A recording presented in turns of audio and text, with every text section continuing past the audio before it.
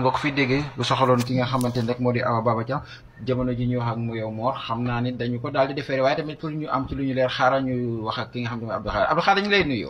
maa ngi lay nuyu Davida.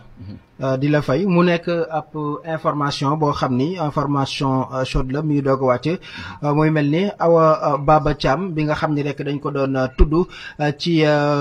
vidéo audio fuité yi nga xam ni moom lañ doon wax moom ak Salo Sow muy mel ni jamono ji moom Awa Baba Thiam daal dinañ koy yóbbu fi nga xam ni rek moo ca sûreté urbaine dañ koy daal di déglu ndax moom audio yooyu nga xam ni génne nañ ko ci jamono yee defoon na benn tollé ci réseaux sociaux yi ba ñeen rek jàpp ni daal fa muy mujjee du doon lu neex jamono ji nag gannaaw ay convocation yu amoon Awa Baba Thiam convoqué nañ ko gisuñu ko fenn ci benn convocation boo xam ni répondre nañ ko gannaaw bi nag ci la daal di décidé dem wuy ji fële ca sûreté urbaine ba mu demee wuy ji nag ci lañ daal di rek déglu kenn koo xam ni rek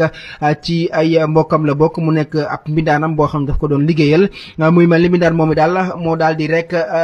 tooyal wala sax mu muyee ki nga xam ni moo di Awa Baba Thiam ci dossier boobee ndax moom daal dinay xam ne rek ni audio yi nga xamee ni moom la doon envoyé ak ay menaces de mort ci téléphone jànq boobu nga xam ni moo ko doon liggéeyal foofee rek la ko enquêté daal di koy gisee gannaaw bi nga xamee ni rek daal dinañuy daal di interroger bonhomme boobu nga xam ni rek moom ko doon liggéeyal dafa daal di xam ne ni ci téléphone am la daan def envoi yooyu maanaam vocal yi ci téléphone la ko doon defee waaye itam ak ay message écrit yoo xam ni menace de mort la bu noppee nag daf ko daal di supprimer mais ak xarañteef gi nga xam ni rek woy enquêteurs yi daal dinañ koy am